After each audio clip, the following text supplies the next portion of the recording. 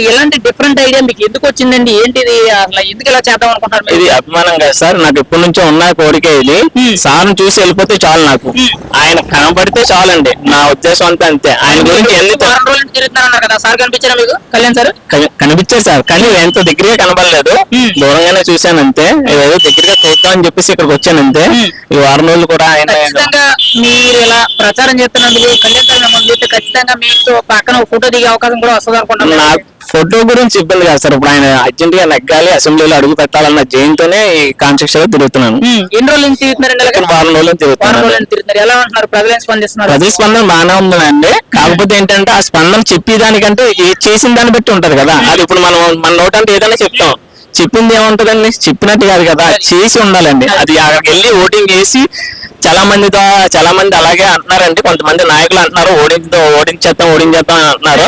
ఏదన్నా చేసుకున్నామండి, ఎంత అన్నా తీసుకున్నామండి, ఒకటే చెప్తున్నారు వాళ్ళు. ఎంత డబ్బు ఇచ్చినా ఏం చేసినా సరే ఈసారి పవన్ కళ్యాణ్ గారు మాత్రం కంపల్సరీ అసెంబ్లీలో అడుగు పెడతారని చెప్పేసి పిఠాపురం ప్రజానీకం కూడా అలాగే వర్మ గారు కూడా ఎంతో కాన్స్టిట్యూషన్ తో ఉన్నా సరే ఆయన అంత ఇదిగా తిరుగుతున్నారంటే, ఆయన లేనప్పుడు కూడా ఈయన తిరిగి ప్రతి ఇంటికి కూడా వెళ్ళి గ్లాస్ ఓటేయండమ్మా, ఎంపీ గారు నెగ్గించండమ్మా అని చెప్పేసి ఆయన కూడా తిరుగుతున్నారు.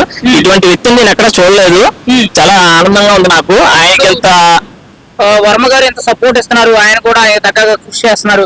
అన్ని విధాలుగా ఇక్కడ పిఠాపురం నుంచి పవన్ కళ్యాణ్ గారు ఖచ్చితంగా అసెంబ్లీలో అడుగు పెడతారంటారా? అడుగు పెడతారండి కంపల్సరీ. వంగగీత గారికి లేదండి సార్, లేదండి అసలు లేదండి. ఆవిడకి ఓడించి తీరుతాను, ముద్రగడ పద్మనాభం ఓడించి తీరుతాను, ఓడించలేకపోతే నేను కాపు కాదు రెడ్డిని పేరు మార్చుకుంటానని చెప్పి ఇలాంటి శబ్దాలు చేస్తున్నాడు. ఎంతవరకు కరెక్ట్ అంటారు ఇది? ఆయన సొంత కూతురే చెప్పింది కదా సార్, మా నాన్న వేరే మార్చుకుంటానన్నది మాకే నచ్చలేదు, అది అసలు చాలా కరెక్ట్ కాదని చెప్పి ఆవిడే చెప్పింది, సభాముఖంగా చెప్పింది కదా, మీడియాలో చెప్పింది, ఆయనతో చెప్పింది, అన్ని చెప్పింది. అయినా సరే ఆయన మారదండి, ఆయన వల్ల కాదండి, బుద్ధి మారదండి, ఆయన బుద్ధి మారదండి. కొత్తగా రాజేష్ మహాసేన అనేవాడు మొన్నటి వరకు ప్రజెంట్ కూడా టీడీపీలో ఉన్నాడు, మొన్నటి వరకు పవన్ కళ్యాణ్ దేవుడు, చంద్రబాబు దేవుడు అని అన్నాడు.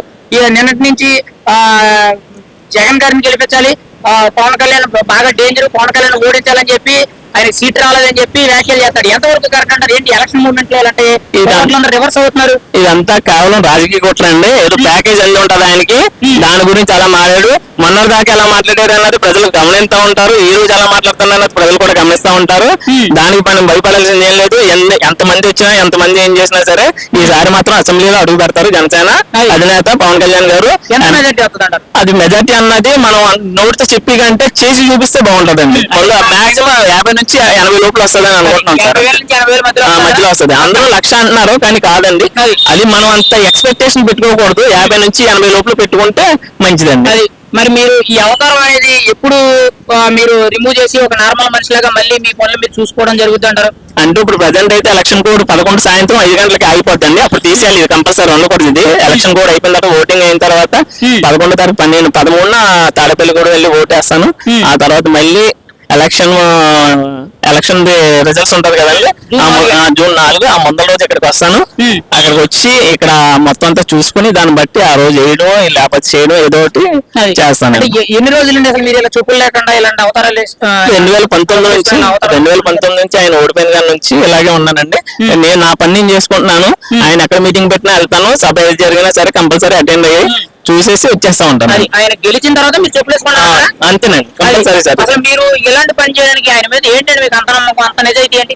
ఆయన అంత నమ్మకం అంటే అండి, మనము డబ్బు ఉంటే కాదండి, ఆయన చేసిన మంచి పనులను బట్టి మనం ఆయన్ని గౌరవించాలండి. ఇప్పుడు ఎంతమందికి రైతులకి ఇవ్వలేదండి, వేల కోట్లు ఉన్నాయి, వేల కోట్లు సంపాదించుకోవచ్చు ఆయన. ఈ కష్టాలన్నీ వదిలేసి ఎండలో తిరగడానికి అవసరం ఉంది ఆయనకి లేదు కదండి. మనం బాగుండాలి, మన భవిష్యత్తు బాగుండాలని చెప్పేసి ఆయన తిరుగుతున్నారు. అలాగే మేము స్వచ్ఛందంగా, నేనే కాదు నా అలాగే చాలా మంది కూడా ఉన్నారు, ఇలాగా చాలా మంది చేస్తున్నారు. దాని గురించి కృషి చేస్తాం.